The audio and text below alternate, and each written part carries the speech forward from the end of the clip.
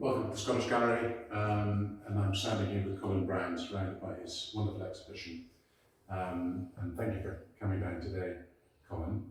I'd like you to say a little bit about yourself, your background, your education in art, and then we'll talk about some of the pictures in the exhibition. Okay.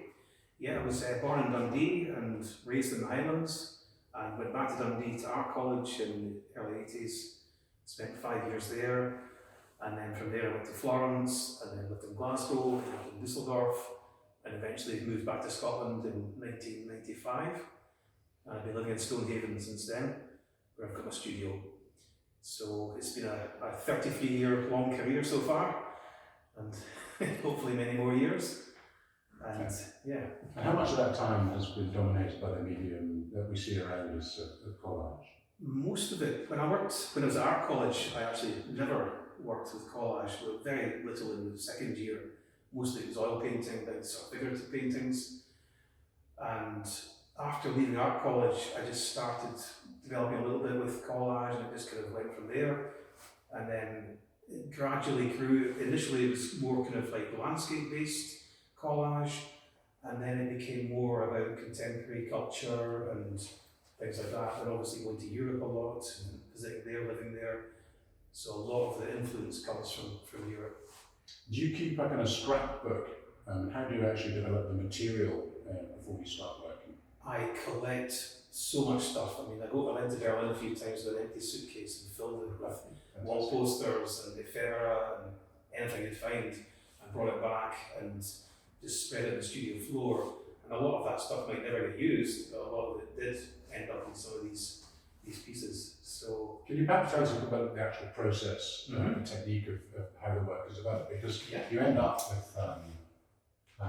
with some wonderful surfaces, but it has a sort of properly kind of flattened integrity, as if perhaps you can say a little bit about how you.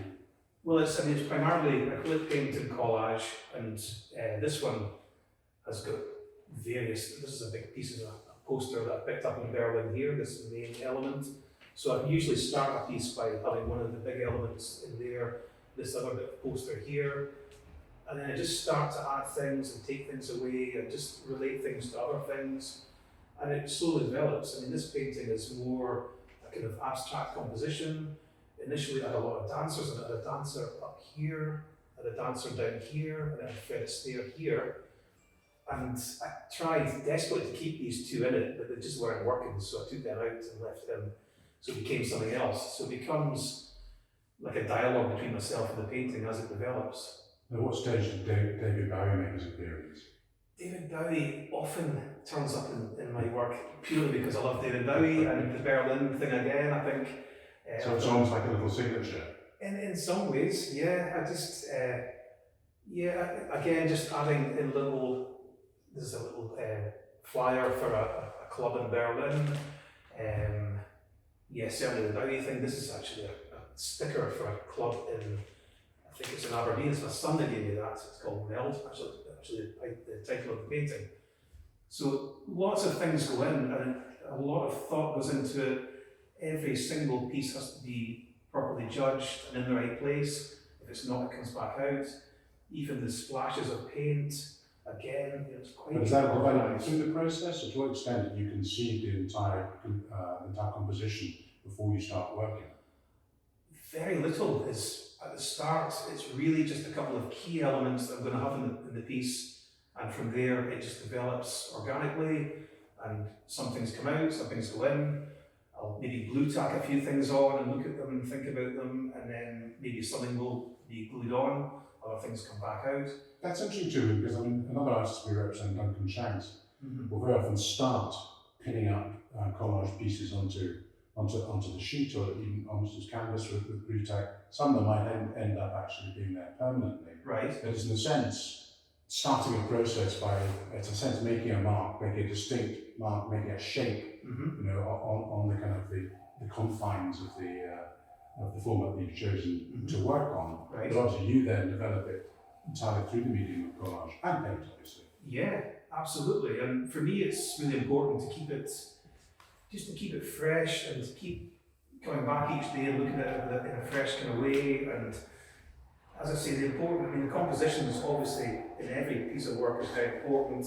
The structure, the balance, the colour balance, everything has to be exactly where I want it. And I mean, I look at like this suite of 4 paintings, nothing in any of them that I would change, because I've spent so long looking at them and really ending up exactly where I want them to be, and then that's it finished once it's done. But given that it is a process, it's a development as you work, describe how you arrive at the moment when you think something is finished, if it drives that particular satisfaction from finishing. How does that It can work in a few different ways. I mean, for this type of painting, this probably took about maybe 5 weeks or so from start to finish to develop it, day in, day out, taking things away, putting things in. And so I knew when it was coming to the final few days of that, I knew that that one was going to be pretty much finished.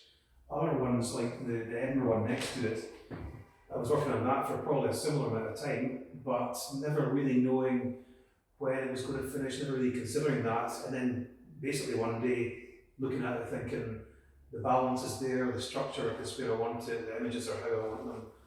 So I kind of basically walk away from that. So it's the same satisfying ending for me looking at them, but a different way of coming to it.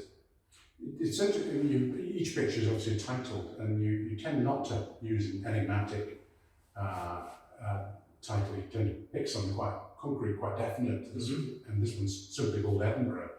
And it's just fascinating looking at all the references. You've also got this Alan Ramsey self-portrait, isn't it? Yes. Sean Connery, and Absolutely. early kind of poster for the Edinburgh Festival. Yes. Again, is that from the beginning? Is it Edinburgh from the first mark you make, or is it Edinburgh after you finish? Well, this is part of an ongoing series that I'm doing called Love Letter to Europe, and this is the 18th painting of the series. Because you've got Rotterdam over there, don't you? Rotterdam, and I've got Hamburg as well. I went to Hamburg just before Christmas and spent a week going around Hamburg, visiting the museums, checking out some of the history of Hamburg. We've got Browns up here. We've got the famous wonder, above the Sea of Fog, that's in Hamburg Museum. So these are all from that series, and the Edinburgh one, again, it's basically wanting to distill what Edinburgh means to me, and it's got obviously the Sean Connery and Alan Ramsey, Train Spotting, Boards of Canada, the Edinburgh Festival poster. Every city in the series is one that I either have to know it or have visited it at least. And that obviously leads to kind of conceptual integrity for each work. Absolutely. You are drawing from the kind of reservoir of experience and absolutely. Because I mean, Europe means so much to me, and my work is very European in feel. I mean, I very, very much feel like a Scottish European when it comes to being an artist. So I want to bring that into the work, and I love urban spaces anyway. So Berlin is the main one. Hamburg was the first time I visited there, which was tremendous as well. So, you know, this is very much a Berlin piece, this is very much a Hamburg piece.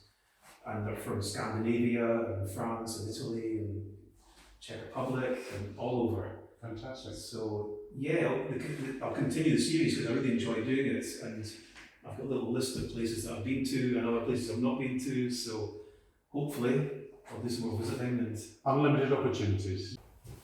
So in these 3 paintings, I'm thinking about where a lot of the elements have come from, and a lot of it's quite random and a lot of it's quite specific. So the middle one is Rotterdam, so it's a very specific painting with Erasmus by Holbein and posters, reference to de Kooning, whose family came from Rotterdam, the Feyenoord Rotterdam football team, so that's very specific. The 2 beside it are quite different, and this one about the birds is a found image of birds which I then painted into, added a halo to this one, brought other elements over it.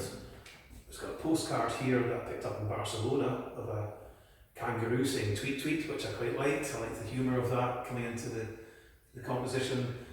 A little piece down here that I picked up in Berlin. So it's, for these ones, it's things coming from different places. Same with this one over here. An image of John Coltrane that I found, I think again I was in Berlin and I found that, and I loved that image. The flowers again from somewhere else. So just bringing all these different random elements together and making a composition where again the structure, the balance, everything is closely considered. You know, even the little smudges of colour here, the white, everything is closely considered and in the right place.